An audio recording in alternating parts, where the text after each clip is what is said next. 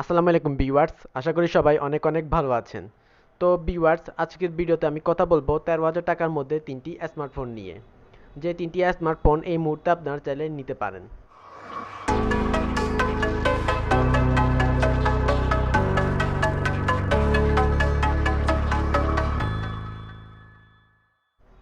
তো আমার লিস্টে তৃতীয় নম্বরে আমি যে স্মার্টফোনটি রেখেছি সেটির নাম হচ্ছে স্যামসং Z47। তো ভিউয়ার্স, চলুন এটির স্পেসিফিকেশনগুলো জানা যাক। স্যামসংয়ের এই মোবাইলটিতে রয়েছে HD প্লাস 6.6 ইঞ্চির একটি IPS LCD ডিসপ্লে এবং এটিতে প্রসেসর হিসেবে রয়েছে ইউনিসক T606। এটির মেইন ক্যামেরা হচ্ছে 52 মেগাপিক্সেল এবং এটির ফ্রন্ট ক্যামেরা হচ্ছে 8 মেগাপিক্সেল।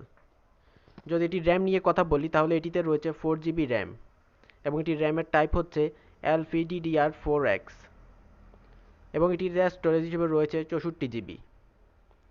যদি এটির ব্যাটারি নিয়ে কথা বলি তাহলে এটিতে রয়েছে 5000 mAh এর একটি লিথিয়াম পলিমার ব্যাটারি। তো যদি আমি এটির প্রাইস দিয়ে কথা বলি তাহলে এটির প্রাইস হচ্ছে বর্তমান 11,499 টাকা। তো ভিউয়ার্স, এটি আমার লিস্টে রাখার একমাত্র কারণ হচ্ছে এটি আপনারা খুবই কম প্রাইসে পেয়ে যাচ্ছেন, অর্থাৎ এটি আপনার 13,000 না 12,000 টাকার মধ্যেই কিন্তু পেয়ে যাচ্ছেন এবং এটির মধ্যে কিন্তু অনেক ভালো মানের অর্থাৎ অফার করছে এটি, অর্থাৎ এটি আপনারা 4GB র্যামে পেয়ে যাচ্ছেন। তো ভিউয়ার্স, আপনারা চাইলে এই স্মার্টফোনটি এই মুহূর্তে আপনারা নিতে পারেন। তো আপনারা এটি যদি আপনাদের ভালো লাগে তাহলে আপনারা এটির রিভিউ ইউটিউবে দেখে নেবেন। ইউটিউবে আপনারা এই স্মার্টফোনটির অনেক রিভিউ আপনারা পেয়ে যাবেন। ওকে, তো ভিউয়ার্স, এরপর আমি নাম্বার 2 এ যে স্মার্টফোনটি রেখেছি সেটির নাম হচ্ছে স্যামসাং A04। তো চলুন এটির স্পেসিফিকেশনগুলো জানা যাক। তো স্যামসাং গ্যালাক্সি A04 এই স্মার্টফোনটিতে ব্যবহার করা হয়েছে HD প্লাস 6.5 ইঞ্চির একটি PLS LCD ডিসপ্লে এবং এটিতে প্রসেসর হিসেবে রয়েছে মিডিয়াটেক হেলিও P35। এটির মেন ক্যামেরা হচ্ছে 15 মেগাপিক্সেল প্লাস 2 মেগাপিক্সেল এবং এটির ফ্রন্ট ক্যামেরা হচ্ছে 5 মেগাপিক্সেল। যদি এটি র্যাম নিয়ে কথা বলি তাহলে এটিতে রয়েছে 3GB র্যাম এবং এটির স্টোরেজ হচ্ছে 32GB এবং এটিতে ব্যাটারি হিসেবে রয়েছে 5000 mAh এর একটি লিথিয়াম পলিমার ব্যাটারি। যদি এটির প্রাইস নিয়ে কথা বলি তাহলে এটির প্রাইস হচ্ছে 12,999 টাকা, অর্থাৎ আপনারা এটি 13,000 টাকার মধ্যেই পেয়ে যাচ্ছেন। তো স্যামসাংয়ের এই স্মার্টফোনটি নিয়ে যদি আমি কথা বলি তাহলে এটির ক্ষেত্রে কিছু সমস্যা রয়েছে, যেমন এটিতে রয়েছে 3GB র্যাম।